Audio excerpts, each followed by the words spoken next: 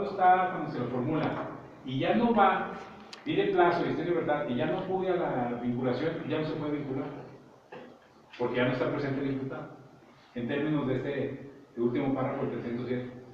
Yo soy de la idea de otra corriente de decir que la vinculación de un proceso es una cuestión de término constitucional, que es una obligación del juez resolverle la situación jurídica, porque suponiendo sin conceder, la persona pues, va a ser declarada sustraída en la justicia porque no acudió a audiencia. Pero ¿qué pasa si lo declara sustraído sin haber resuelto la situación jurídica? Va a volver a lo mejor en un año o nunca, pero si regresa a lo mejor en 6 meses, pues tendrás que declarar la nulidad de la audiencia, porque ni modo que resuelvas después de 6 meses. O sea, hasta para el juez de control, para acordarte los datos o encontrar los apuntes, está muy complicado. En cambio, ya vinculado, después sustraído, hay lógica. Bueno, les digo que ahora vamos al 344, por favor.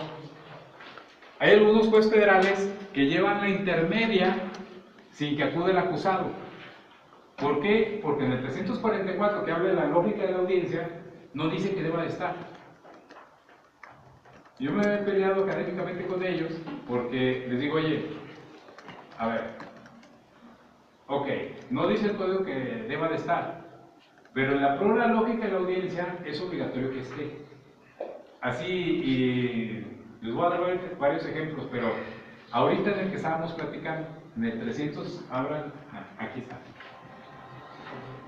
Dice el 345, el 344 habla del desarrollo de la audiencia y no dice que esté el acusado. Pero fíjense, vean ustedes los acuerdos probatorios. Sí o no, un acuerdo probatorio puede ser parte de una autoapertura. Claro, es decir, ¿cuál es la finalidad de la audiencia? Dijimos que eran 2: depurar los hechos controvertidos y la admisión de medios de prueba. Como parte de esa depuración de hechos se hacen los acuerdos probatorios, que son convenciones sobre hechos que se tienen por acreditados. Vean ustedes el primer párrafo del 345. Dice, los acuerdos probatorios son aquellos celebrados entre el Ministerio Público y el acusado, sin oposición fundada a la víctima ofendida para aceptar comprobados algunos de los hechos o circunstancias. ¿Qué quiere decir esta parte? Que la defensa no hace los acuerdos probatorios. ¿Quién los hace? El acusado. El acusado. Y fíjense, el código le da la cara específicamente al acusado, porque como son hechos que se van a tener por acreditados para juicio, el perjuicio de quién puede ser? Del acusado. Por eso el código exige que el juez, cuando dirija la audiencia, no le pregunte al defensor, oiga defensor, ¿esto estoy de acuerdo con los acuerdos probatorios? No, es, oiga, señor acusado, usted es el que está en juego, ¿acepta lo que le están planteando a tener por cierto eso? Sí. O sea, acepta que sí murió tal día, que murió de eso, que la fecha, etcétera, etcétera. Sí. Ese es un ejemplo de por qué no puedes llevar una intermedia sin el acusado. Así. O sea, el acuerdo probatorio lo exige.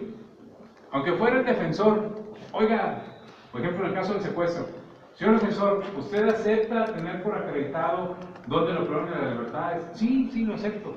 No eres tú el que lo debe aceptar. Es el acusado. Porque el único que le puede deparar un perjuicio, el acuerdo, es el acusado. Y fíjense una cosa. Estos acuerdos probatorios les digo que no son una libertad de las partes para decirle al juez, oiga, anótele ahí. Vamos a tener, por cierto, esto y esto. No. Deben de surgir de las antecedentes de investigación. Es decir, debe haber investigación que respalde cada acuerdo. Y una cosa importante, el juez de control debe de redactar lo más preciso posible el acuerdo, y si no, las partes deben de recurrirle o pedirle una precisión de su auto de apertura, porque les digo, todo esto surgió porque ayer me mostraban los compañeros de juicio oral una auto de apertura en donde el juez de control dice, bueno, se tiene por aprobado entre las partes que en general lo manifestado en relación a la responsabilidad del acusado. ¿Sobre qué acordaron? ¿Quién sabe? Y fíjense, todavía peor aún, el tribunal de enjuiciamiento dijo, oye, pues esto es una vaguedad enorme, no dijiste ni sobre qué acordaron, y le manda un oficio al juez de control pidiéndole que le aclare sobre qué son los acuerdos probatorios. Y el juez le dice, oye, pues no, la verdad no sé. ¿Por qué? ¿Cuál fue el grave error? No les pusieron ni siquiera antecedentes de investigación. O sea, lo veo muy cómodo decir, ah, sí se aprueba el acuerdo, y no escuchó ni siquiera la base para aprobarlo. Y ahora tienen un caos, porque no saben en qué consiste el acuerdo probatorio para juicio. Ha habido otros casos, aquí también, ya que estamos con los acuerdos probatorios, los acuerdos probatorios solo pueden recaer sobre hechos, sobre circunstancias fácticas, no sobre el derecho. ¿Sí? Hace poco me veo una copia de una autoapertura en donde decía, las partes acuerdan que al acusado se le va a entender como coautor. Espérame. O sea, ¿cómo que coautor? O sea, ya es culpable. Y luego, peor aún, la coautoría pues, es una forma de intervención delictiva, pero deriva del hecho. O sea, tú puedes aprobar. Claro. O sea, los hechos, los acuerdos probatorios son sobre hechos, respaldados con antecedentes de investigación. Nunca sobre derecho. Porque el derecho, incluso, que ahora ya no están de moda los aforismos latinos, pero hay uno que dice, iura nobis curia, la mihi factum dabo tibius, que no es otra cosa que darle los hechos al juez y el juez pondrá el derecho. Es decir, el que determina si sí o si no es la figura legal, pues es el juez. Pues no le puedes mandar en un acuerdo probatorio, oye, ya acordamos que es un secuestro agravado, ahí te va. Por eso el código dice, aquí en la parte final del primer párrafo, los acuerdos probatorios son aquellos celebrados entre el Ministerio Público y el acusado, que es lo que comentamos, sin oposición fundada de la víctima ofendido, para aceptar como probados alguno de los hechos o sus circunstancias, ¿sí? Recaen exclusivamente sobre hechos. Bueno, vamos ahora hacia la acusación. 335, por favor.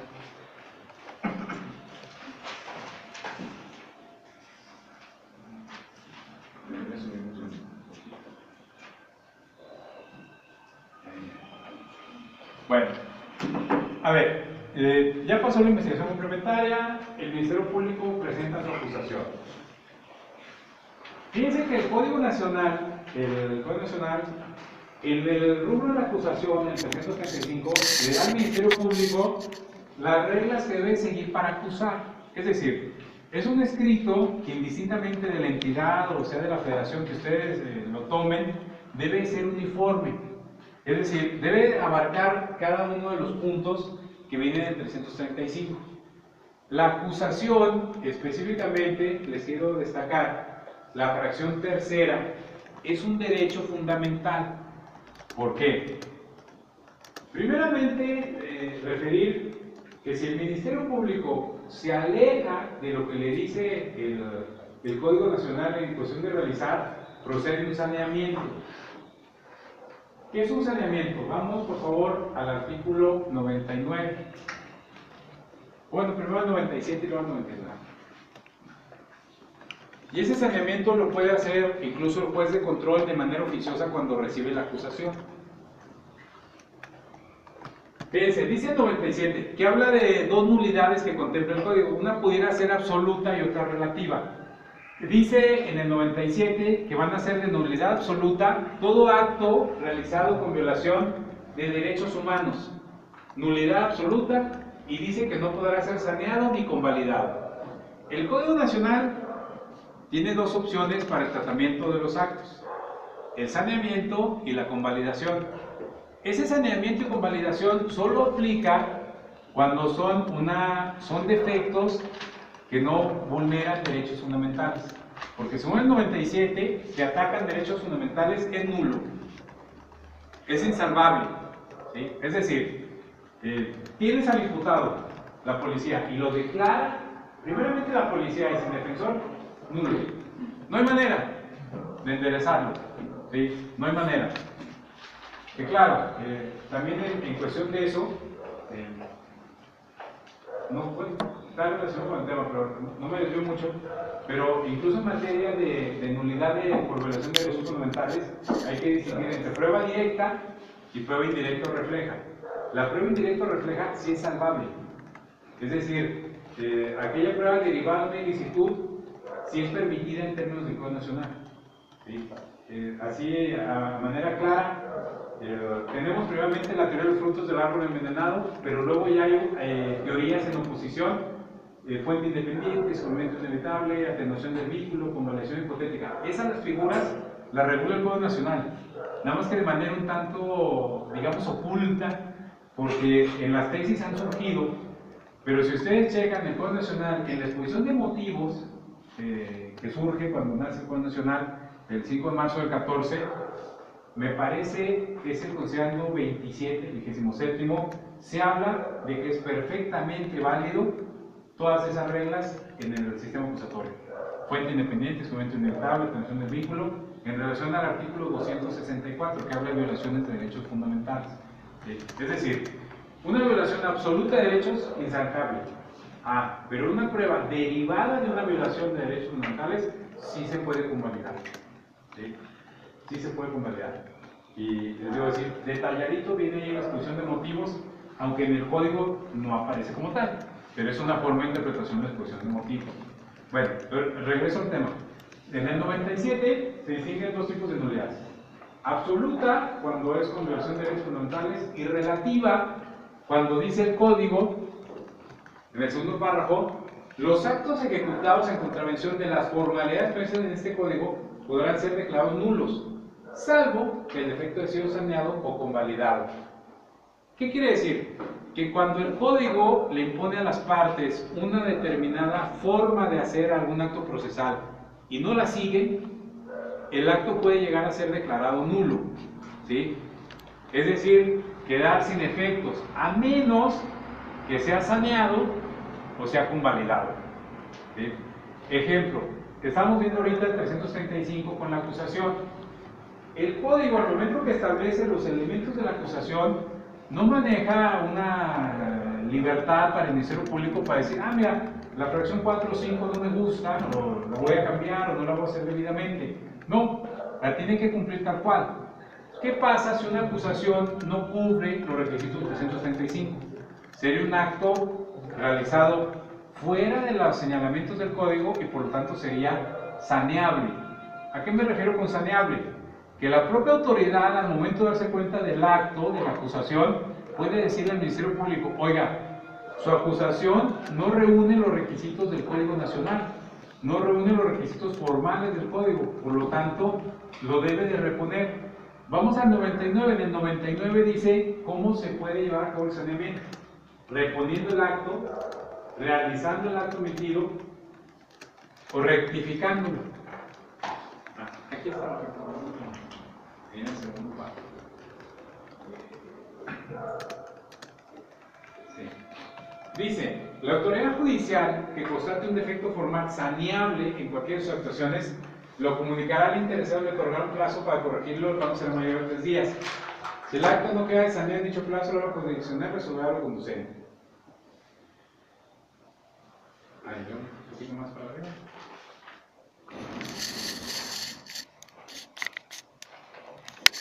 Dice, los actos ejecutados con inobservancia de las formales previstas en este código podrán ser saneados, reponiendo el acto, 1, rectificando el error, 2, o realizando el acto emitido a petición del interesado.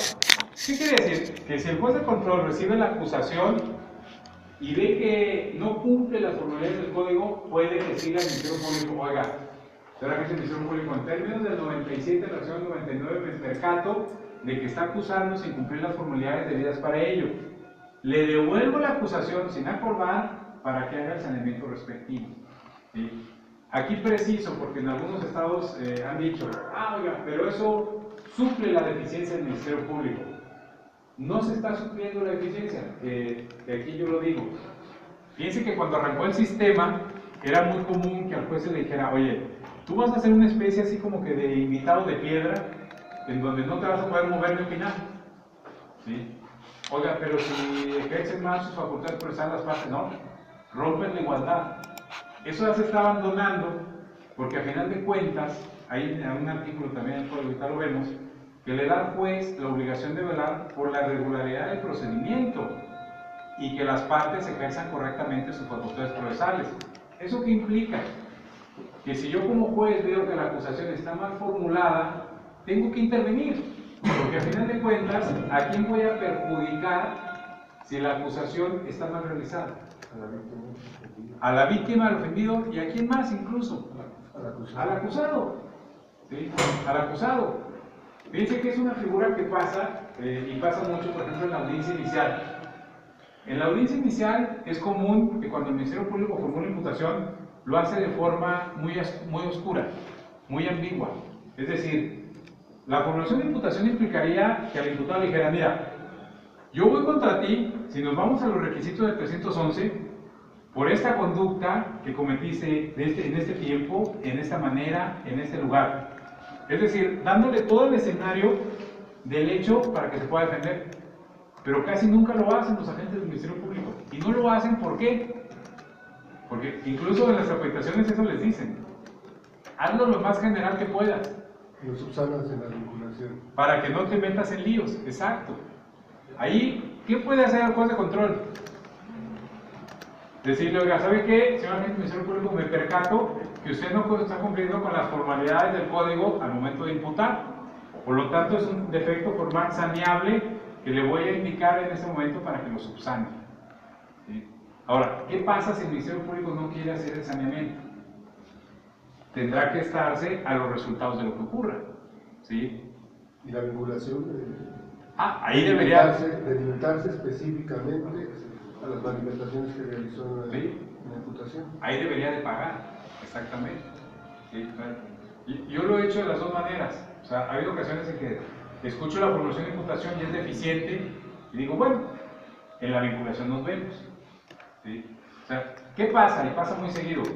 El MP formula imputación y lo hace de manera muy vaga y después cuando está disponiendo datos para vincular, ahí aparece la información. Ahí aparece el arma, aparece ya detalle el tiempo, aparecen muchas cosas. Y pareciera que el juez puede tomar esos datos y con eso vincular y resolver el asunto, pero es incorrecto. Porque el juez, según el 316, en su último párrafo, puede reclasificar, pero el hecho no lo puede mover. De hecho, fíjense que es tan importante la formulación que genera el hilo conductor de todo el procedimiento. El código dice que el hecho material de la formulación debe ser el mismo de la autovinculación al proceso. Y el código también en este 335 dice que el hecho de la vinculación debe ser el mismo de la acusación y debe ser el mismo del juicio.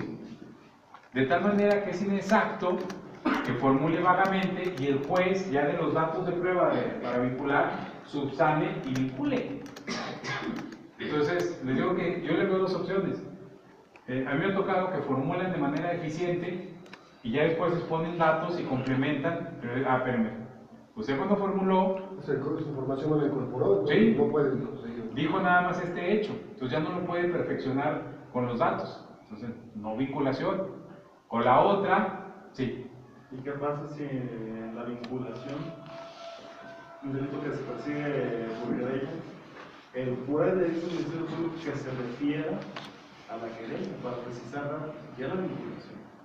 No, es que fíjense una cosa, vaya, estamos en el ámbito académico. Yo me he percatado, incluso dependiendo del tipo de delito, sobre todo en delitos graves y a veces no tan graves, como que de repente hay algunos jueces que tienen ese afán justiciero, vaya. Como que dicen, a mí se me hace que sea delito o que sea responsable y se incurren en ese tipo de prácticas. Oiga, ¿de qué fecha me dijo que era el dictamen? Caray, pues si no le mencionaste, pero ahí le va, ¿verdad? O la querella no alcancé a escuchar, se me había olvidado a mí, pero ahí le va también.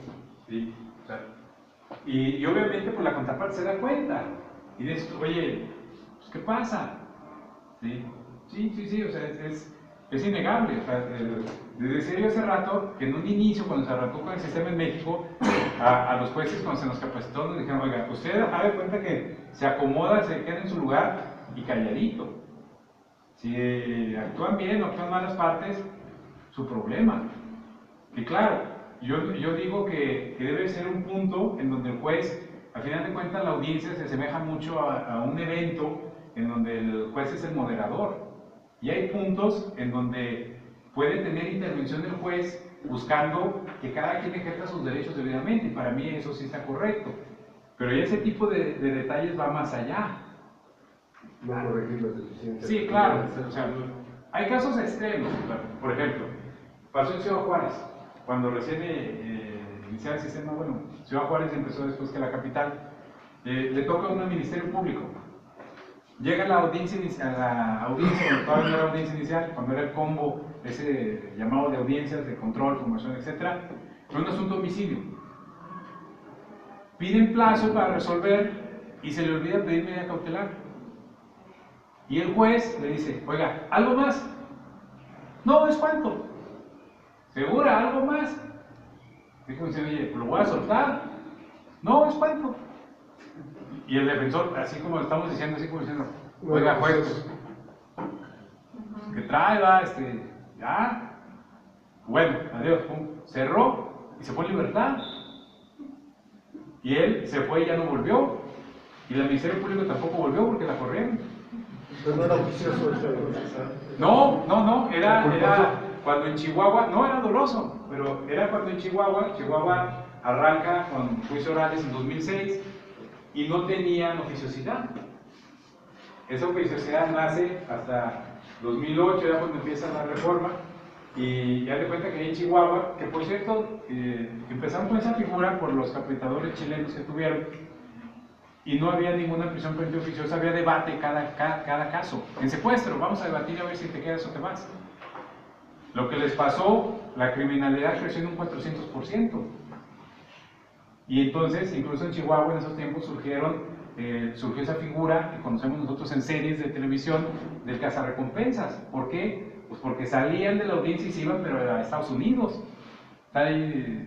Son frontera. Sí, yo firmé los asuntos, creo que por dejar en libertad a un homicidio, fue y mató a la mamá, ¿no? Sí. Fue de los casos más sonados. Es el caso Rubí, que acabó con el prestigio de Chihuahua terriblemente. Pero fíjense una cosa, jurídicamente, vaya, haz de cuenta que, bueno, hago el paréntesis rápido, se los platico expreso. Rubí era una muchacha que vivía en Ciudad Juárez y la mamá era dueña de una mueblería, que tenía ahí su fábrica de muebles. Rubí va a la mueblería y conoce a uno de los trabajadores ahí de la mueblería. Empiezan a tener una relación, el muchacho la golpea, se salen de pleito y se va a vivir al Paso, a un departamento que tenía la mamá ya. Sin embargo, el novio, insistente, y yo creo en buena palabra de convencimiento, le endulza el oído y la hace regresar con él. Se regresa a Ciudad Juárez. Empiezan a vivir juntos otra vez y de repente ya no apareció Rubí. Hacen las investigaciones y dicen que el propio acusado, el exnovio, va ante la policía y confiesa. Dicen, ¿saben qué? Llegué a la casa, la encontré con otro hombre, los maté a los dos, a ella la descuarticé, la quemé y la tiré en una zona que se conoce como Las Marraneras, que es donde crían cerdos ahí en Chihuahua. Ahí tiré los huesos. La policía obviamente lo detiene, se hacen las investigaciones y encuentran al parecer 2 o 3 huesos que podían coincidir con esa característica. Había aparte un testigo que era un menor de edad que dice que el acusado le había platicado que acababa de quemar a su novio. Se va el asunto hasta juicio. Y en juicio oral, a la moda de lo que es el sistema acusatorio, que decimos es un volado, ¿qué creen? Se calla el acusado. No declara. Ya no había, que luego también ocurre, el Ministerio Público pasa y seguido, con lo que investiga para vincular, ¿cuándo se queda? Y ya no investiga más, o sea, la complementaria, el 90 y tantos % de las veces no investiga nada más. Entonces llegan a la audiencia de juicio y descubren que para condenarlo estaba su declaración, que guarda silencio, y el dicho del menor, que dice que él le platicó que quemó a la novia. No tiene nada. Los huesos, no había un estudio así certero de que fueran de ella, eran de humano, pero no había certero de que fueran de ella. Además, la policía había llegado a los huesos en base a la declaración de él, que hicieron sin abogado. Sí, o sea, como que no había manera. El tribunal de enjuiciamiento toma la decisión de absolverlo, porque no tenía, yo siento en realidad, no tenía nada con qué. Lo absuelven y el video incluso todavía anda ahí en YouTube, les llueve de botellas y de plástico, las que tienen ahí en las audiencias, sale el tribunal corriendo, les llueven libros y demás, les aventan con todo. La mamá de Rubí, bueno, inmediatamente lo pone en libertad y el muchacho me dice, tiene una muerte trágica porque sale libre de Chihuahua y luego se enrola con los Zetas en Zacatecas. Y él fallece en un enfrentamiento en Fresnillo. Un enfrentamiento que hubo ahí con muchos muertos, ahí fallece. Pero curiosamente, sale en inmediato libertad porque el Código de Chihuahua así decía. Como dice el Código Nacional, el Código Nacional dice que si te absuelven en juicio, te vas de la audiencia. Ya no regresas ni al cerezo. De audiencia te dicen adiós. ¿Sí? Que es una cosa que incluso los de los cerezos ponen resistencia.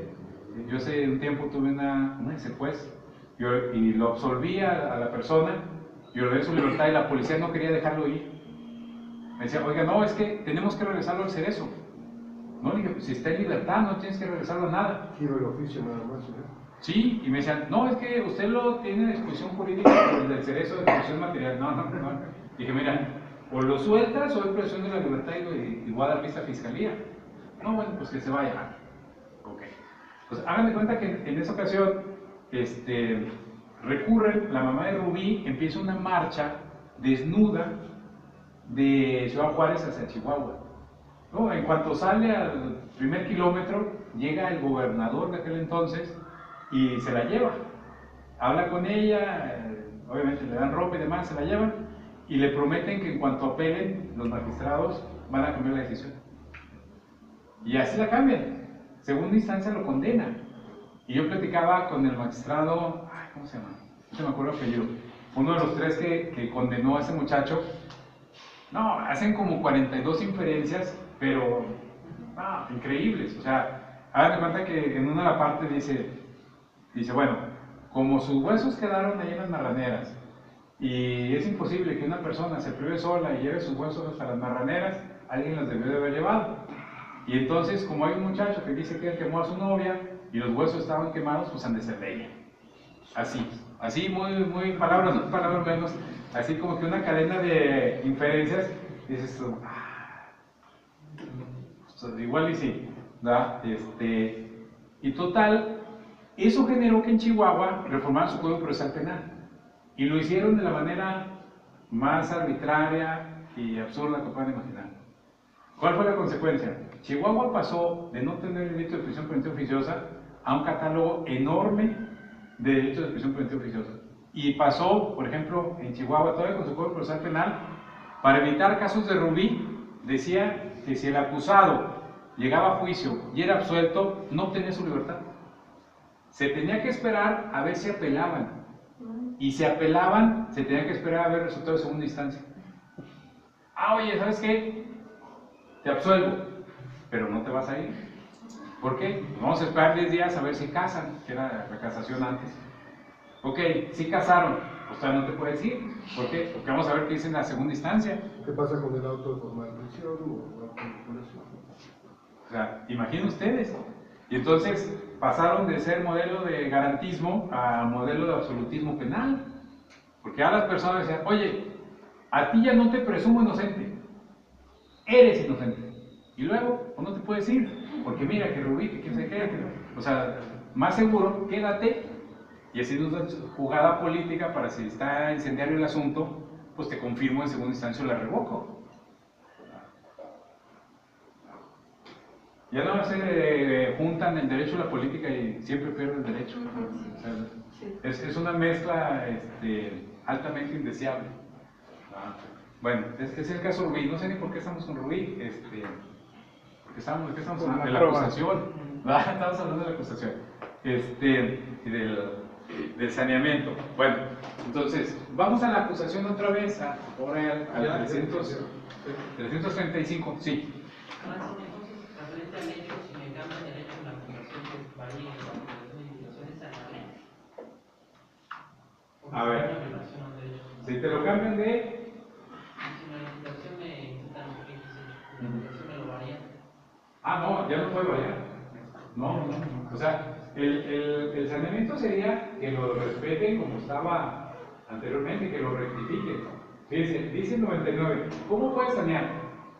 Realizando el acto omitido, reponiendo el acto o rectificándolo. Yo tuve un asunto en una intermedia en donde se trataba de un secuestro. Hablaba de la privación y luego de que habían solicitado el rescate. Y curiosamente, de la vinculación a la acusación del Ministerio Público le quitó la petición del rescate. Y en base a eso, reclasificaba a privación de la libertad personal, nada más, sin fines de lucro, en vez de secuestro. Es incorrecto, ¿por qué? Porque el hecho, en tiempo, modo y lugar, no se puede alterar en la vinculación. O sea, ahí no hay vuelta. Si tú lo mueves, es un hecho diferente, que no se ha formulado en la imputación. Y es muy tramposo que yo, Ministerio Público, te plantee un hecho en formación de imputación, te pregunten después si quieres declarar o no, y luego lo cambien. ¿No? No. O sea, ahí, de entrada, pudiera ser, oye, cambiaste el hecho. ¿Sabes qué? Pido que hagas el saneamiento. El mismo tribunal puede decir, oye, haz el saneamiento. ¿Sabes qué? No lo quiero hacer. Ah, bueno, perfecto. Nos vamos con ello, pero las consecuencias serán que tendrán que absorber. Ya no van a entregar su cláusula. Se le van a entregar su cláusula. ¿Sí? Sí, de hecho, sí. Es que no sé si escuché bien o mal, pero dijo el derecho, ¿no? Los hechos obviamente no se pueden cambiar, pero el derecho sí, ¿no? Ah, sí.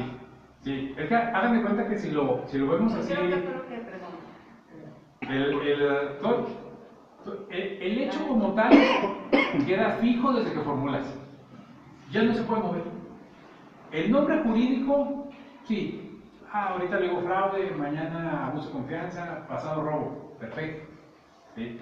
Incluso en juicio puede haber, si es el mismo delito, por ejemplo, de homicidio calificado así, de simple arriño, o sea, pero el hecho, como circunstancia, como hipótesis fáctica, no se puede mover. Y fíjense, curiosamente, a mí se me hace muy curioso, que cuando llegamos a la audiencia inicial, los defensores no apuntan a la formulación de imputación. O sea, siendo que es el campo sobre el que vas a jugar todo el proceso. O sea, anteriormente, que eso es una cosa que el Código Nacional ya no replicó, los códigos procesales anteriores al Código Nacional decían que en la carpeta administrativa debía quedar fijo el hecho. O sea, como una especie de, oye, el que agarra esta causa tenga claro de dónde nos estamos moviendo. ¿Sí? Fíjense, vamos por favor, para ver ese tema, al 311. Vamos a tomar 311.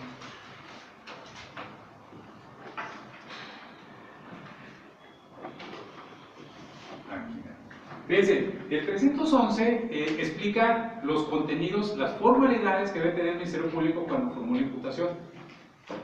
Dice, se ofrecerá la palabra a la gente del Ministerio Público para que éste exponga al imputado el hecho que se le atribuye, la calificación jurídica preliminar, por eso que decíamos que es movible, que es una cuestión flexible, la fecha, el lugar y modo de su comisión, la forma de intervención delictiva y el nombre del acusador. Fíjense aquí, el hecho que se le atribuye. ¿Cuál es el hecho? La conducta. Que usted, fulano de tal, impuso cópula, que usted engañó, que usted se apoderó, que usted lesionó, ¿sí? Que usted privó de la vida. ¿Sí? Ahora, esa es la conducta, el hecho que se atribuye. Ahora vamos a la fecha, el lugar y su modo de su comisión. Que usted lesionó a fulano de tal día, en tal hora, en tal lugar, en las costillas, etcétera, etcétera, etcétera. ¿Sí? Su clasificación, forma de intención delictiva, como autor directo, mediato, etcétera. ¿Sí? De tal forma que ese hecho que delimitamos ahí en la formulación de imputación no se puede ya integrar después con nada. Es decir, ya no puedo yo en la vinculación o posteriormente decir, oye, mira, me faltó decir que eran parientes por consanguinidad, me faltó decir que hubo uso de un arma, o me faltó decir que se daba esta circunstancia agravante. ya no es posible. Porque ahora vamos al 316. Y fíjense, ¿por qué se da la declaración del imputado o la pregunta en cuanto se quiere declarar después de la formulación? ¿Por qué? ¿Por qué creen? ¿Por qué después de que formulan le dice el juez, oiga, ¿quiere declarar?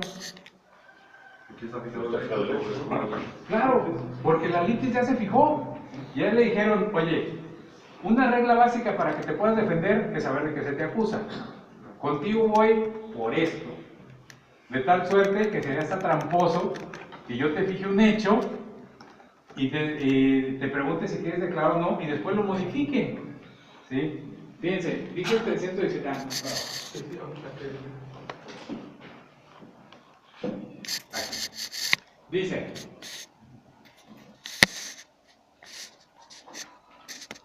Dice, el auto de vinculación al proceso deberá dictarse por el hecho o hechos que fueron motivo de la imputación.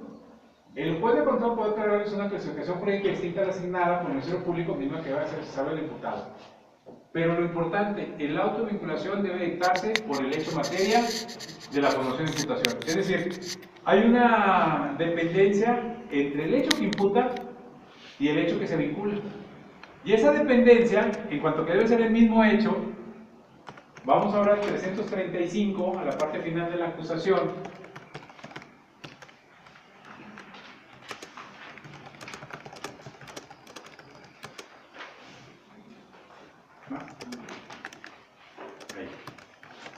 Dice el penúltimo párrafo, la acusación solo podrá formularse por los hechos y personas señaladas en el auto de vinculación al proceso, aunque se efectúe una distinta clasificación, la cual debe hacerse el conocimiento de las partes. Es decir, el código te dice, el hecho de la formación de imputación, fija la litis. Si el juez vincula, debe vincular por el mismo hecho de la formación de imputación. Y si el Ministerio Público acusa, debe ser por el mismo hecho de la vinculación al proceso. Y en sentencia en juicio, también se refiere que cuando se sentencia, el hecho de sentencia debe ser el mismo de la acusación, que debe ser el mismo de la vinculación y en una formulación. Entonces, no se puede mover. Sí. Yo tengo una duda, porque realmente no me había pasado, pero hace poco en una de imputación, se hizo la imputación, se hizo todo, el defendido no decidió guardar silencio y demás, y previo, en lugar de dictar un auto de vinculación o no vinculación, el juez dice que dentro del 331 suspende el proceso.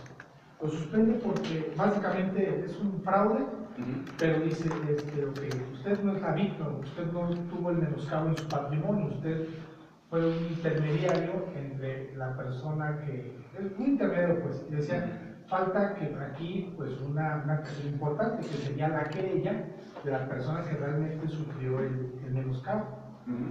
Eso realmente nunca había pasado. La pregunta es, si el Ministerio Público subsana eso, recaba la entrevista del que verdaderamente estaba legítimo para la querella, y el juez cuando se reanude todo, ¿qué va a pasar? Porque mi cliente ya decidió guardar silencio. Incluso la defensa contestó la acusación y todo. ¿Qué va a pasar? ¿El juez habrá de retrotraer los efectos para ahora incorporar eso y tendremos que repetir todo? ¿O en qué punto? ¿Pero eso fue en la audiencia inicial? Eso fue en la audiencia inicial. Bueno, yo soy de la idea de que debió haber llegado hasta el auto de término y ahí haber dictado no vinculación. ¿Sí? Haber dictado la no vinculación y viendo el hecho, o sea, puede pasar que, por ejemplo, la víctima no tenga intervención o no haya sido reflejada en el hecho de la formación de imputación. Si fuera el caso, habría dos opciones. Una, o sobreseer ese hecho, es decir, el hecho planteado en formación de imputación, porque no estás vinculando, sobreseerlo en relación a la persona o al hecho, o bien dejar abierto porque vuelvan a formular. Es decir, a ver, les planteé la formación de imputación, no hay querella. Tendrías que dictar auto de no vinculación al proceso y dependiendo de dónde impacte la querella, llegar a sobreseer incluso esa causa y dar que vuelvan a formular, corrigiendo ese vicio. ¿Sí? Sí, porque con toda seguridad a la víctima no la deben mencionar en el hecho, ni mucho menos. La mencionaron, pero ni siquiera por nombre. Dijeron, esta persona fue, pidió un servicio, quien se querelló le dio el servicio, le cobró una cantidad de dinero, y esta persona le dio dinero a un tercero para que hiciera ese trámite. Pero aquí nunca dicen que también obtuvo una ganancia, nada, quedó así. La verdad que para mí fue complicado porque era un asunto en Matamoros. Entonces, cuando el juez dicta eso, dice, bueno, aquí está, y pues, su término para apelar y demás, yo lo sentí tan raro, lo sentí tan enredado, y no tanto por ignorancia, sino mi lógica fue de pensar, creo que el juez nos está metiendo en un gran enredo, del cual yo como defensa, después me puedo favorecer mayormente si no lo impugno. No, y también fue un tanto, sí, que mi cliente nos complica venir hasta acá, o sea, pero no le vi tanto problema, o sea, siento que si en un momento eso se llega a subsanar, lo cual también yo lo veo complicado porque quien se querió dice, yo ya tuve que devolver el dinero, entonces seguramente la persona no va a ver, si eso pasó realmente, el verdadero ofendido no tendría interés en continuar. Claro, porque ya recuperó su dinero, pero yo, mi lógica, jamás me había pasado eso, mi lógica fue decir, creo que lo puedo dejar así, después puedo favorecerme todavía más de esto, porque si me incorporan esa entrevista, pues ahorita no me han dado tiempo, oportunidad de decir si voy ahora sí quiero hablar o no quiero hablar, o qué tengo que decir desde esa entrevista, que no sé en qué punto vayan a decirme vamos a continuar. No, es que yo considero que debió de haber seguido hasta vincular no, y ahí incluso, o sea, de ser el caso, llegar a sobreseer ese hecho, o sea, porque como lo platicas, para una nueva imputación tendrían que reconfigurarlo. Y el problema es que así como está, puede no dar para justificar la ustedes lo que hace rato se comentaba, realmente no resolvió la situación jurídica de detenido. No, y deja en estado de incertidumbre. Me recuerda a un asunto que me tocó a mí conocer, era contra varios médicos, era una cuestión de negligencia médica. En el hecho planteaban una responsabilidad contra cinco médicos. Y finalmente procede nada más contra una doctora. Pero tenía una participación así pequeñísima, o sea, era un hecho como de 2 páginas y ella aparecía como en un renglón nada más. Y desde mi punto de vista, lo adecuado era haber sobreseído el hecho así como estaba, específicamente, y buscar a ella, formularle bien estructurado el hecho, o sea, en una maraña no se va a poder defender. Y ahí, como me dice, pues sería tiempo, modo y lugar, conducta atribuida, pero con esa víctima. Exacto. Que al final él no va, aunque él en su entrevista él no va, yo no esperaría que él mencionara a mi defendido, porque eso que él hizo el trato con la defensa. Sí, es que fíjense que el hecho pareciera de repente que cuando expone el Ministerio Público se puede subsanar de lo que diga. O sea, y ha pasado muchas veces.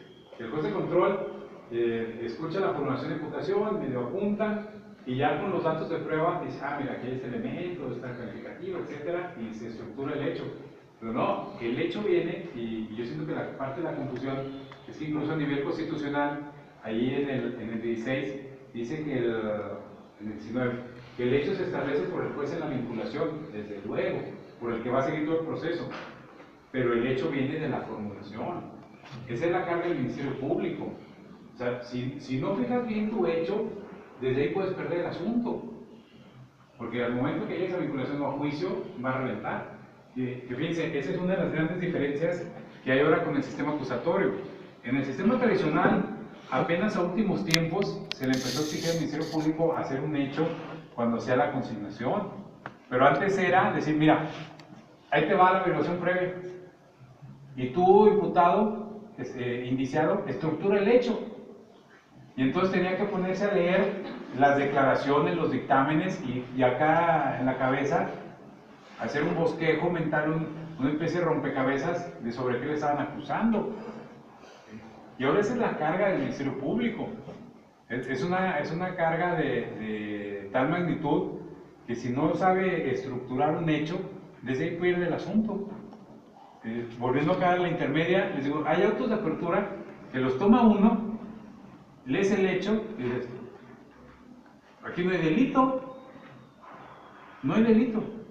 Y puede ser desde porque no incluiste los elementos o no pusiste las fechas. Yo recuerdo hace poquito me tocó observar una y se fueron al amparo y se confirmó. Era un fraude.